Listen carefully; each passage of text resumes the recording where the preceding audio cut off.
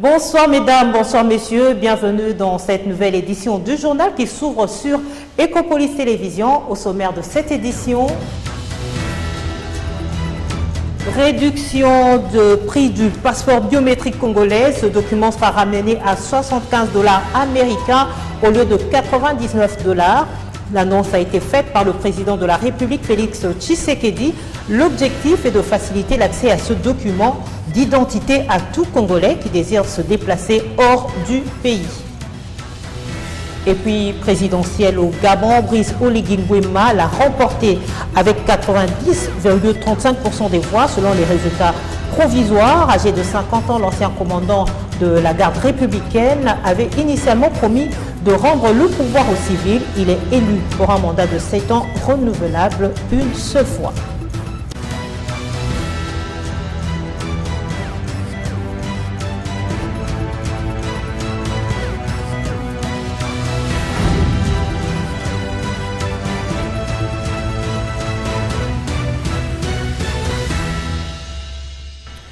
Le président de la République démocratique du Congo, Félix-Antoine Tshisekedi, a présidé vendredi 11 avril dernier à la Cité de l'Union africaine la 39e réunion du Conseil des ministres. Au cœur de ce rassemblement, 4 points essentiels ont constitué le socle de sa communication. Le chef de l'État a annoncé notamment sa décision de baisser le prix du passeport de 99 à 75 $ américains, soit 24 $ de réduction. Cette mesure vise à soulager les Congolais désireux d'obtenir le dit document devenu l'apanage des privilégiés. Le compte rendu du Conseil des ministres nous est livré ici par le porte-parole du gouvernement, Patrick Muyaya. En 9e réunion du Conseil des ministres, 4 points étaient inscrits à l'ordre du jour, à savoir 1. Communication de son Excellence Monsieur le Président de la République. 2. Point d'information. 3. Approbation d'un relevé des décisions du Conseil des ministres. 4. Examen et adoption de textes. La communication du Président de la République a porté sur 3 points principaux, à savoir 1. De la gestion des catastrophes dues aux pluies diluviennes et autres. Le deuxième point de la communication du Président de la République a porté sur la réduction du prix du passeport biométrique ordinaire. Fidèle à son engagement pris en 2019 afin de soulager nos compatriotes du poids financier lié à l'acquisition du passeport ordinaire biométrique, le président de la République avait alors décidé d'en réduire le coût à l'équivalent en francs congolais de 99 $ américains. Cette décision s'inscrivait dans une vision plus large de l'action publique, celle de rapprocher l'état des réalités quotidiennes de nos concitoyens en faisant de la justice sociale, de l'efficacité administrative et de la bonne gouvernance les piliers de notre gestion. Aujourd'hui, dans la même dynamique, avec la ferme volonté de rendre ce document essentiel encore plus accessible, le président de la République a pris la décision, après analyse des différents paramètres lui présentés, de ramener les prix du passeport ordinaire biométrique à l'équivalent de dollars américains, 75 $. Cette mesure, à forte portée symbolique et sociale, vise à garantir à chaque citoyen et chaque citoyenne un droit fondamental, celui de pouvoir s'identifier et circuler librement sans que des conditions financières n'en constituent un frein.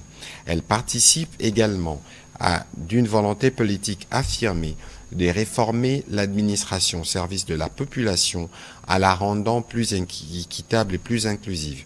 Son exécution devra se faire avec rigueur, équité et responsabilité en tenant compte des éléments suivants. La préservation des engagements contractuels en cours afin de maintenir la crédibilité de l'État et sa capacité à...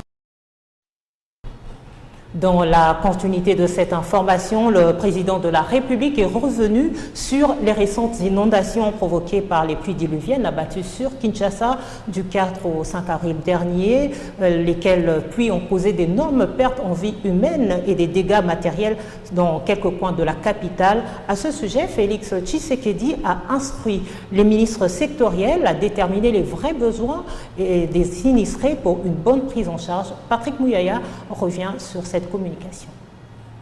Le président de la République a commencé par rappeler Sa communication à l'occasion de la deuxième réunion extraordinaire du Conseil de ministres, tenue le 6 décembre 2024, où il avait attiré l'attention du Conseil sur la recrudescence des catastrophes naturelles dans notre pays, entre autres des inondations meurtrières et des pluies diluviennes.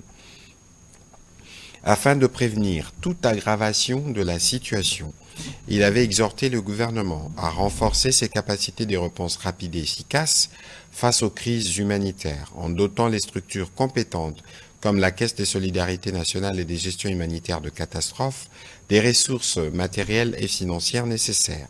Récemment, le 4 et 5 avril 2025, les pluies diluviennes ont frappé la ville de Kinshasa et la province du Congo central, provoquant des inondations sévères, de pertes en vies humaines, des déplacements de population, des destructions d'infrastructures vitales, ainsi que de perturbations majeures des circulations, notamment sur la route de l'aéroport de Ndjili et sur la RN1. Au regard des prévisions alarmantes de la Metelsat concernant le mois d'avril et mai 2025, le président de la République a insisté sur l'impérieuse nécessité pour le gouvernement central et les autorités provinciales de Kinshasa de procéder à une évaluation rigoureuse de l'ampleur de récents événements et de prendre sans délai des mesures d'urgence adaptées afin de soulager les populations affectées et de protéger les vies humaines en complément des actions déjà entreprises. Il a par ailleurs engagé la Première ministre avec tout le ministre sectoriel à définir un schéma clair et opérationnel des gestions de catastrophes en vue de prévenir de nouvelles tragédies.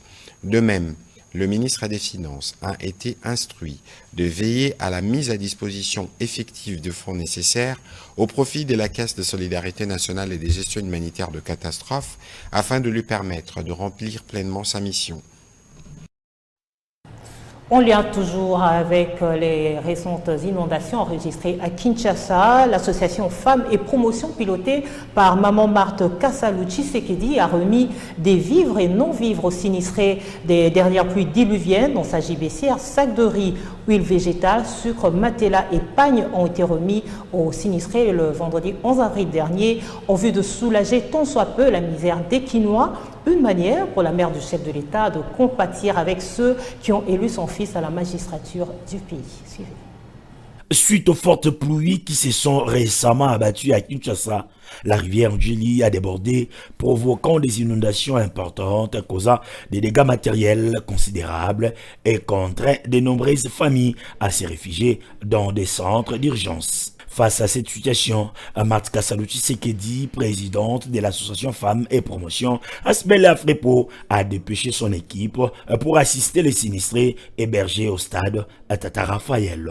Tour à tour, Nora Punga et Geneviève Beya, respectivement secrétaire exécutif et vice-présidente de la FEPO, précisent que cette action cadre avec l'émission de la CIBEL et surtout que cette situation préoccupe au plus haut point la mère biologique du président de la République. Mission na ezali ya ko soutenir bano baza abandonné, basi o baza délaissé, na likambo ekomi oyo comme ezokokana na ba objectif na biso yango akanisaki bino na mwa mukie oyo. Face makambo ekwei etungisi mingi tiki esampongi abi elle doit marquer, elle doit apporter son appui. Après avoir reçu ses biens, Dr Patricien Gongo, ministre provincial de la Santé, devant la presse, a salué ces gestes louables de Marthe Kassalou Tshisekedi à travers son ASBEL. Vous avez choisi les biens les plus importants pour nous à ce moment et puis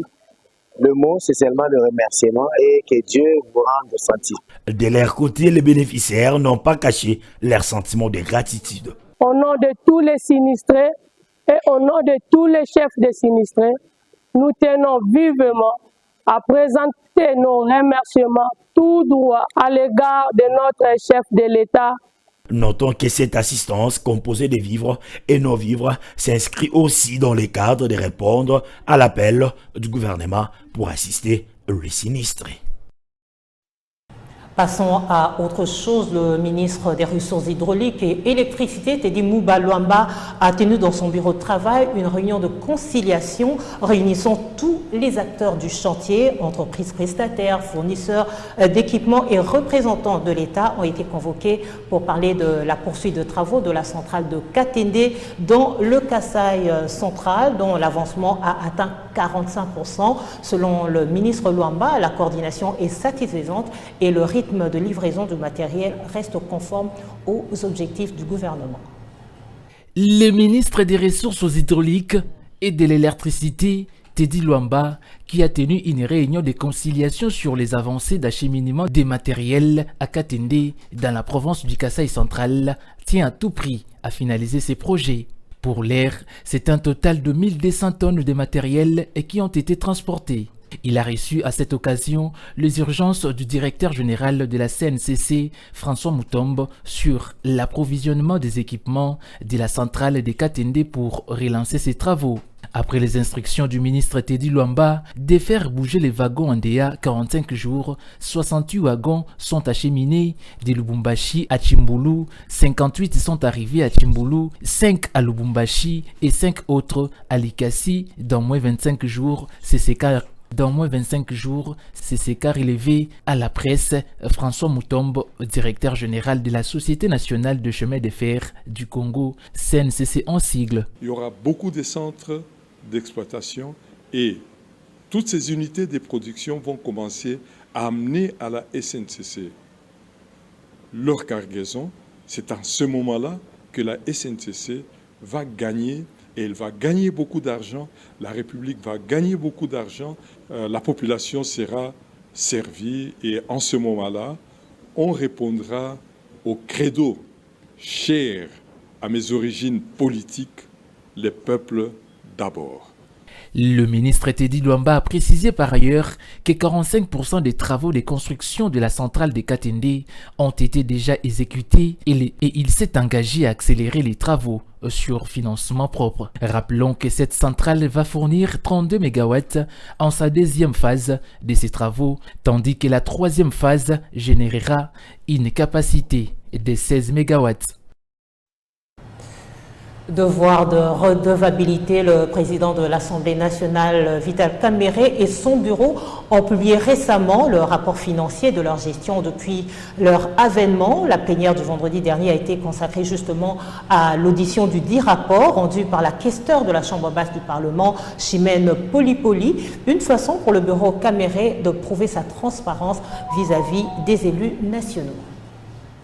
Présentant ce rapport aux élus nationaux, la questeure Chimène Polipoli a rappelé que cet exercice de redevabilité se déroule dans un contexte particulier, marqué notamment par des contraintes budgétaires consécutives à la guerre d'agression imposée à la RDC par le Rwanda et ses supplétifs du M23 AFC. Pour l'année 2024, elle a fait savoir que les prévisions budgétaires de l'Assemblée nationale ont été arrêtées à la hauteur de 1296,3 milliards de francs congolais pour couvrir 4 grandes rubriques, à savoir les rémunérations, les fonctionnements, les investissements et les interventions économiques, sociales, culturelles et scientifiques. Toutefois, malgré ces contraintes, à la fois sécuritaires, budgétaires, politiques et sociales, le bureau de l'Assemblée nationale que dirige Vital Kamerhe a fait preuve d'ingéniosité et de rigueur dans la gestion des ressources mises en sa disposition dans les déficits par rapport aux besoins réels à imposer des arbitrages. Sur cette enveloppe accordée de 782,6 milliards de francs congolais, seulement 718,1 milliards de francs congolais ont été effectivement décaissés par le Trésor public. Réduisons le taux de couverture de besoins réels de l'Assemblée nationale à seulement 55,39%, sans compter l'incidence de taux de change. Au courant de l'exercice budgétaire écoulé, notre Chambre législative a fait face à plusieurs difficultés majeures.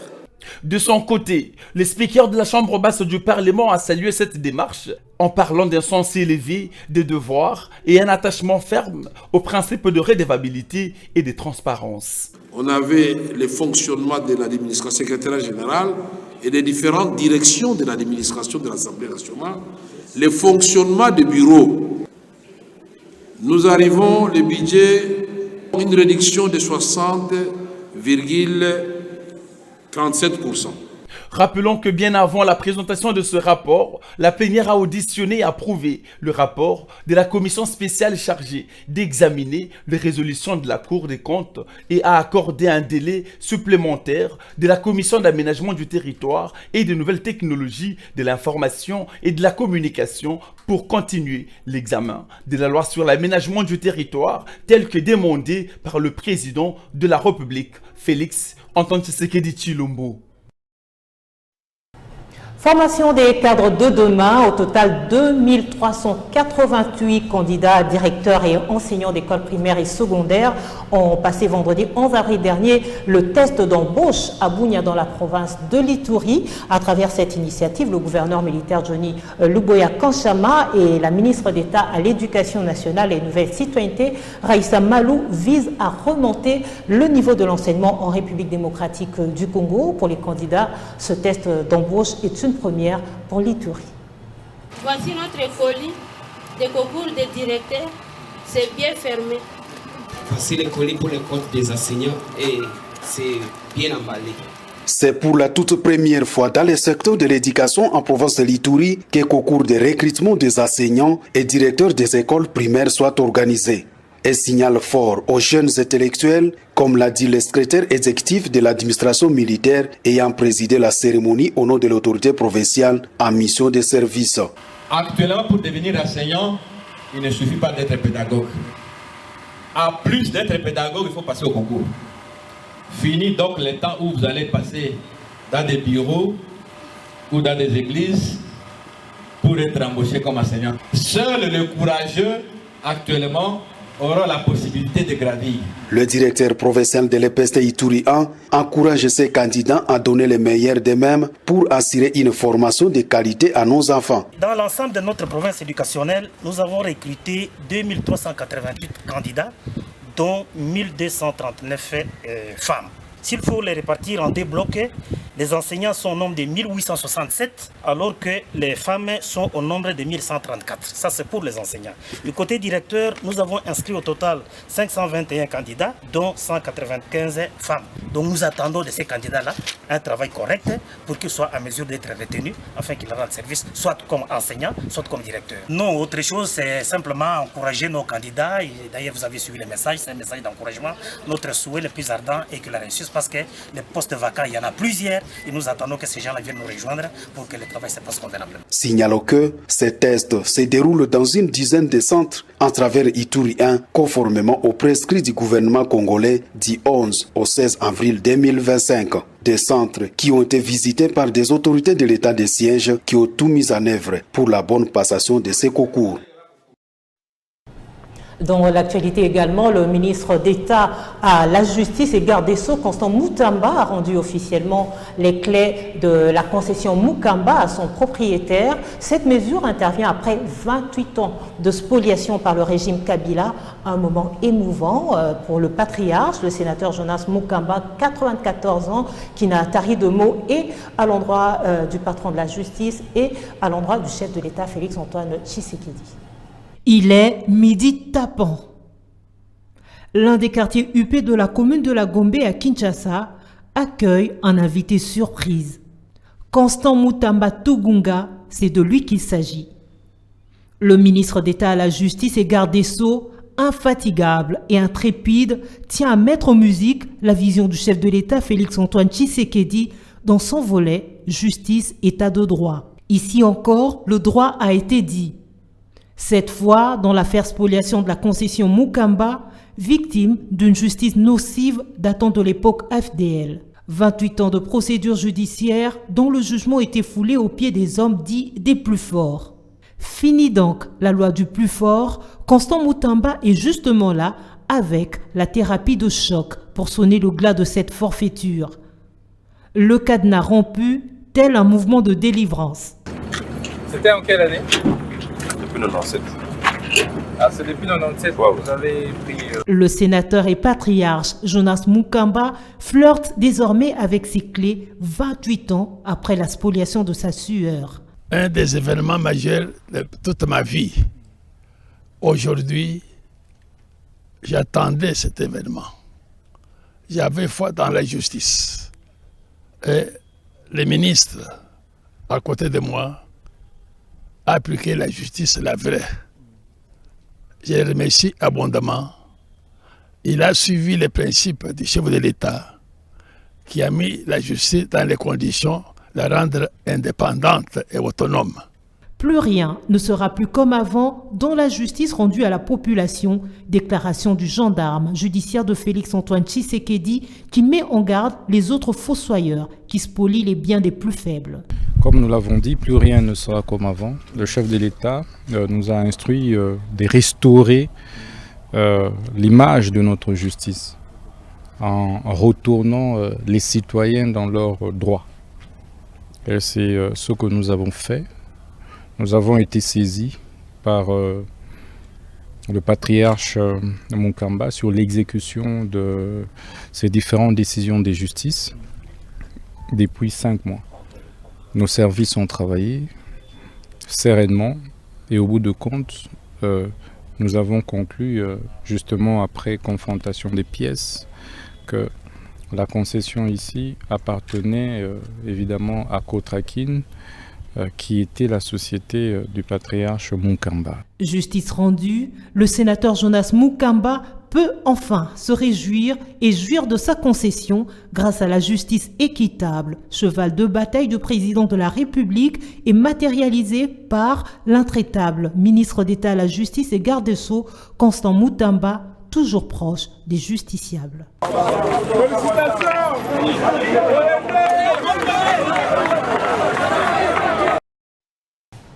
Et plus loin de la République démocratique du Congo, le général Brice Clotaire Oligui Nguema a été élu président du Gabon pour 7 ans avec 90,35% des voix selon les résultats globaux provisoires annoncés le dimanche 13 avril par le ministère de l'Intérieur. Une consécration pour ce militaire de carrière formé et promu au sein du système Bongo avec lequel il a promis de rompre, mais il s'inscrit dans sa continuité par bien des aspects. Retour sur ce processus avec votre rédaction d'Ecopolis. La vie avance en abondance et de l'argent. Brice Clotaire Oligui Nguema, 50 ans, est élu à la majorité absolue des suffrages exprimés avec 575 222 voix, soit 90,35%. Il est suivi par son principal adversaire, l'ancien Premier ministre Alain-Claude Billié-Binzé, qui a servi sous le régime Bongo et qui a obtenu 3,02% des voix. Le taux de participation est exprimé à plus de 70,4%, ce qui représente une baisse considérable par rapport aux plus de 87% annoncés quelques heures après le scrutin de samedi. Selon les 636 606 votants, 25 859 bulletins blancs ont été décomptés et 610 747 suffrages ont été valablement exprimés selon le ministre gabonais de l'Intérieur. 8 candidats étaient en lice pour cette élection, dont une seule femme, Gninga Chaning Zenaba. Lors de la campagne électorale, le nouveau président du Gabon, ancien commandant de la garde républicaine, avait promis de débarrasser le pays de ses vices qui ont terni l'image du pays. Quelques 920 000 électeurs étaient appelés à voter dans 3037 bureaux de vote, dont 96 à l'étranger. La confirmation des élections de ce scrutin est attendue dans les prochains jours. Ce scrutin marque le retour à l'ordre constitutionnel après le coup d'État d'août 2023 qui a mis fin au règne de la dynastie Bongo au pouvoir depuis plus de 5 décennies. La vie avance en abondance et de l'argent. Ainsi s'achève ce journal sur Ecopolis Télévision. Consultez notre compte sur d'autres réseaux sociaux, notamment YouTube, le compte X et TikTok aussi. À très bientôt.